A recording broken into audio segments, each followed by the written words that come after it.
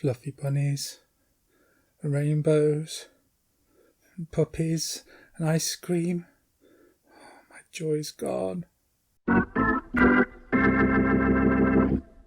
The Nightingale was released in 2018 and added to Netflix 2 weeks ago, I think, and was written and directed by Jennifer Kent.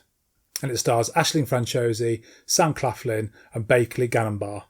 This is Jennifer Kent's second film after the oddly underrated The Babadook, a really well-made horror which dealt with loss and guilt and depression, whilst also being a very decent monster in the closet kind of film. The Nightingale, whilst different, covers some similar topics. It's a human tragedy with a horror background. This time, the horror is humanity itself, and particularly the bloody British. To set the scene of The Nightingale, I'd like to read you a quote directly from Jennifer Kent. "I've always had a fascination with Tasmania. It was considered the most brutal of the Australian colonies, known as Hell on Earth through the Western world at the time. Repeat offenders were sent there, the rapists, murderers, hardened criminals, and severe punishments were devised for them to strike fear in the hearts of those back in Britain to deter them from crime. Women, on the other hand, who had often committed minor crimes, were sent to Tasmania to even the gender balance.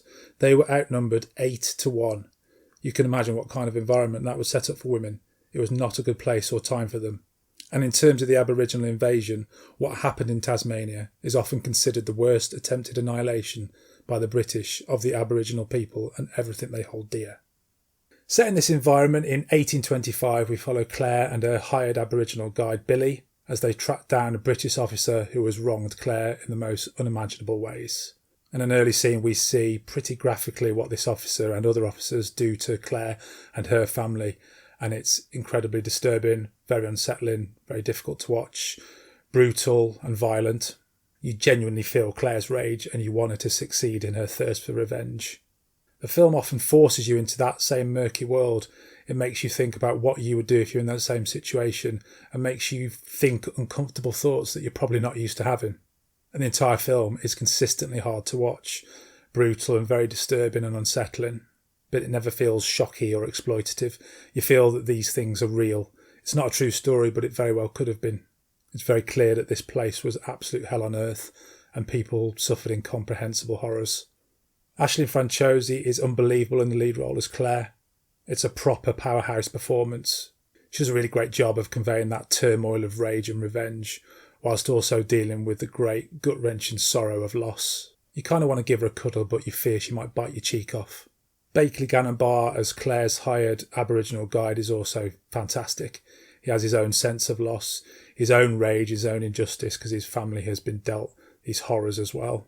There's really great tension between Billy and Claire at the start because the British saw the Aboriginals as pretty much subhuman. They're referred to as boy or dog throughout this film, and I'm sure in real life. So Billy has to also deal with Claire's racism. I really love the way their relationship grows. They've got this mutual mistrust, stroke hatred of each other because of prejudice. But the way their relationship develops really feels earned and real. And to round off the three main parts, Sam Claflin is also really bloody good. He's an absolute horror of a human being, genuinely one of the worst pieces of shit ever put on film. But he's not just this evil out-and-out bad guy. You feel that he's real as well. He's got a character, he's got wants and needs. And he's not infallible as well. He makes mistakes.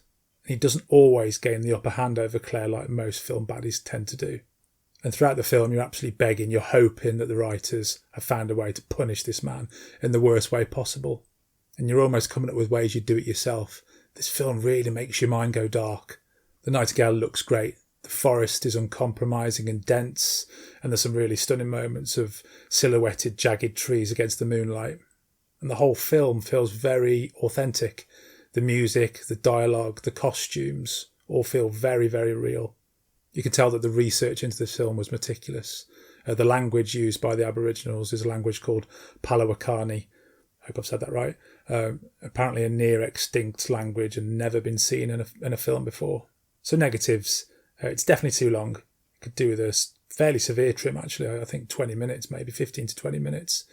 There's a real meandering point as the third act begins where it loses a lot of pace, sort of lulls for a section and then picks up thankfully at the end again. There were lots of dreams and nightmare sequences which tried to convey Claire's rage and a need for revenge, and also her feelings of guilt whether she can go through with this revenge. They're all done brilliantly. Kent shows her sort of horror stylings again, some real gory, unsettling, eerie sections in these dream sequences. But I would argue they're not necessary, because Franciosi does such a good job with the acting. You can tell what she's feeling, you understand, you don't need these dreams to tell you again what she's feeling. You see it's on the screen already. It does feel a little bit like overcompensation, and it does kill the pace in a couple of moments.